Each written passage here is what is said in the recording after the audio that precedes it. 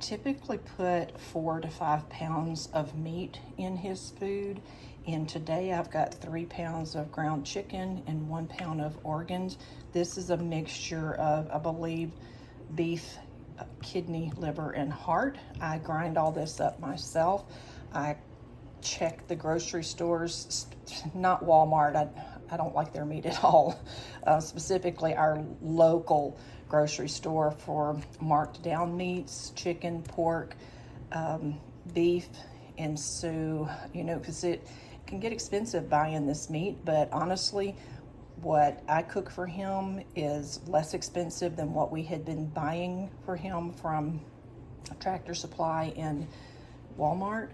So in addition to this, I'll add about a dozen eggs from my sweet hubby's chickens that are right in our backyard.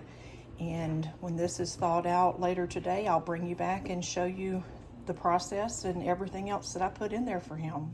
One of the ingredients in the dog food that I make for Elvis is oat groats. These are a whole grain that is what oat milk comes from, steel cut oats. This is the whole grain that is intact, full of nutrition, full of fiber, and I cook these in my Instant Pot for him, and it's the base of his food along with the protein. I also add a lot of vegetables. I add eggs depending on how many we have on hand. I add turmeric, pulverized eggshells, make him a very nutritious food that he absolutely loves and has completely turned his health around. So I'm going to get the camera focused here on the Instant Pot, and again I'm weighing instead of measuring, and it's just a technique that I like and it seems to work well for me.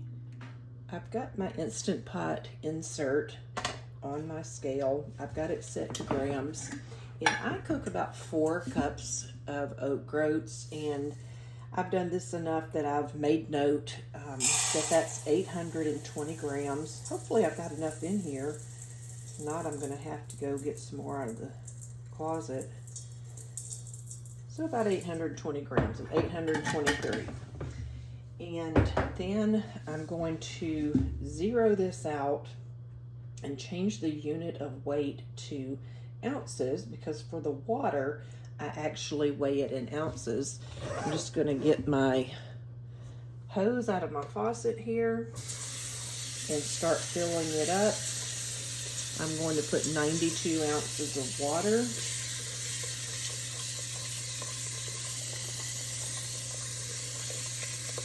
Kind of stir it with the water as I'm filling it.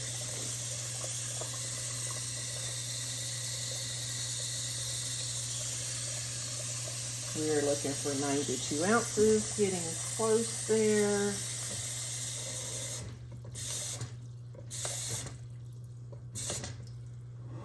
(91.6). And I'll take this over to my Instant Pot. I'll set it on high pressure and I'll cook it for 70 minutes. And at that time, I'll very gently let the pressure release, because this, for whatever reason, makes a pretty good mess when you're releasing the pressure. And I've learned that just a very, very gentle release kind of prevents that. I'm not positive which version of the Instant Pot this is. This was a gift to my husband, who has never used it. I have used the heck out of it, and I'm going to set it on manual. Last thing I did was boiled eggs in it, so it's automatically on 7, but I'm going to move that up. I think it's 70. I'll have to check my notes.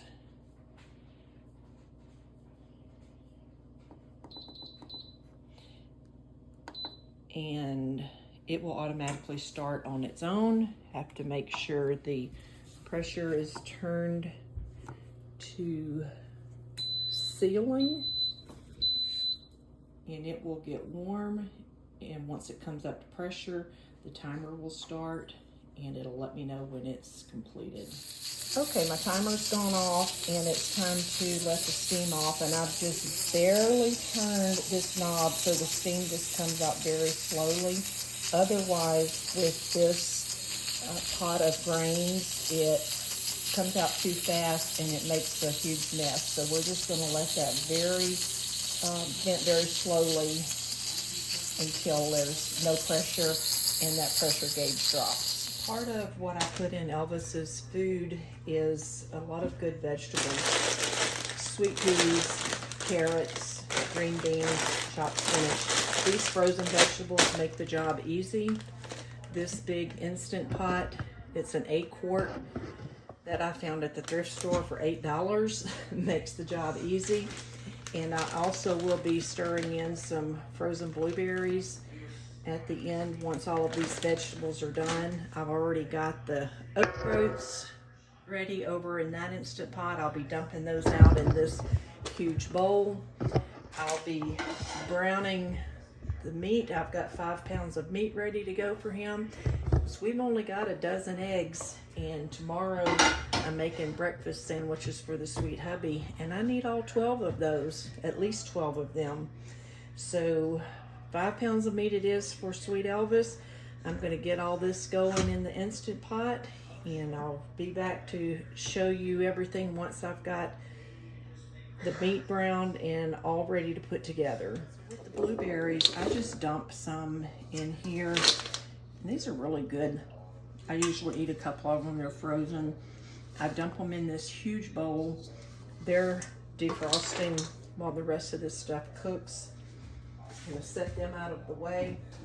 I'm going to get the meat in this pan, and it'll all come together pretty quickly. This is one of the few recipes that I cook that I really don't have a recipe. I don't weigh anything. I don't measure anything. I just dump and go. I've got the skillet going with high heat on it, and if you can see there, I've got some tallow melting in there. This is tallow that I rendered myself from some fat that we got when we got a side of beef. We found a local source for good beef, and I request the bones, the organ meats, and I rendered the tallow. I make bone broth, and the sweet hubby doesn't like the organ meats, so those get ground up. I grind them up and put them in 1-pound packages for Elvis, and it goes into his food. So I'm gonna get this meat in here and get it started browning, and I'll be right back.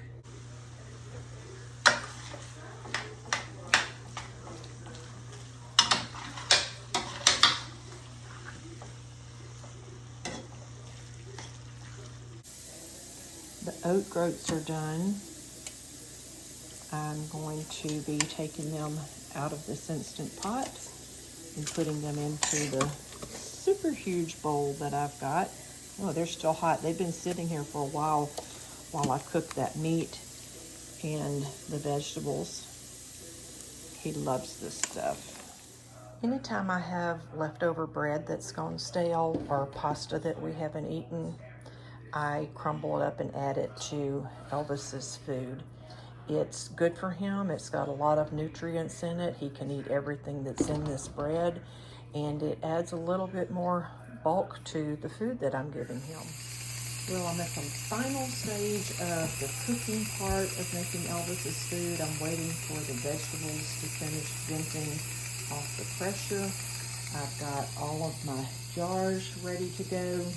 These are wonderful jars. They're by a company, they're French, I believe, called Luminarc, and they're also called working jars. They're very, very thick and durable, and they come in several sizes. I'm not even sure how much these things hold. These are probably just under a quart, maybe 3/4 of a quart, and these are probably about a pint. I buy these at the thrift store. I grab them every time I find one, and then I bought the lids off of Amazon, and the jars, I find them anywhere from 25 cents to 89 cents, I think is the most I've ever paid for one. The lids, I think, cost more than the actual jars do. They're extremely durable. I get Elvis's food packed up in all of these. They go in the freezer, and then he's set for almost 2 weeks.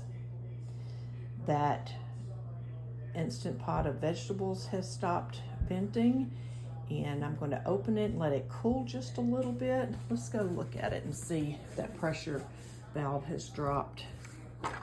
Yep. Ooh. I'm going to put my lid on the side there and just let that stuff cool just a bit before I handle it. Would you look at that? That is a massive amount of food. I'm going to slowly get this food all mixed up. And once I've got it thoroughly combined, I'll show you what I do to get these jars filled up. This bowl, I don't even know what it holds, but I got this from my aunt when I got married in 1980. This has proven to be one of the best pieces of equipment I have ever had. I think I've used it for just about everything you can imagine, from soaking feet to cutting corn off the cob. I mean, anything you need a huge bowl for, it has been wonderful. So give me a few minutes to get this mixed up, and I'll be right back. I almost forgot to add Elvis's calcium. This is eggshells. We have our own chickens, and I save the eggshells. A lot of times the shells get thrown back out to the chickens with their scraps from the kitchen, but when I get a huge freezer bag full of them, I bake them in the oven, and once they're cooled, I pulverize them in my glass blender.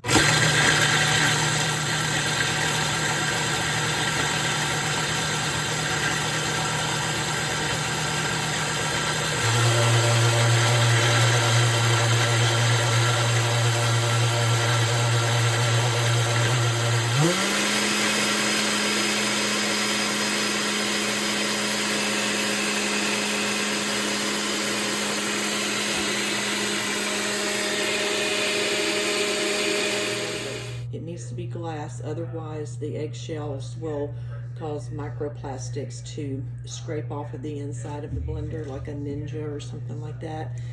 So I just take this and I'll show you. I just sprinkle a good bit over his food, mix it in with the rest of it, and that's a free source of calcium. I've got the eggshells all mixed in, and I'm ready to fill these containers, and I just start scooping it in.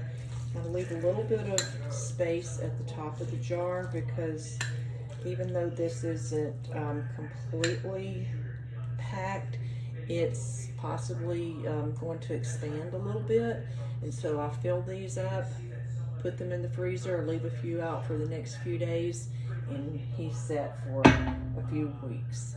Thanks for joining me on another journey of finding my roots, making dog food for my sweet, sweet Elvis.